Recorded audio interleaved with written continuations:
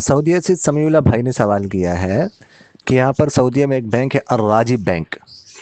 اس میں ایک اکاؤنٹ ہے، میسج آتا ہے بار بار، آپ کو کوئی اکاؤنٹ کھلواتے ہیں اس کو میسج آتا ہے کہ آپ ملین سیونگز اکاؤنٹ کھلوائیں۔ ملین سیونگز اکاؤنٹ کا مطلب یہ ہوتا ہے کہ آپ اس میں 1000 ریال رکھیں، پھر پرائز نکلتے ہیں، انعام نکلتے ہیں، اگر آپ کا انعام نکلا ہے تو آپ کو 10,000 ریال ملیں گے۔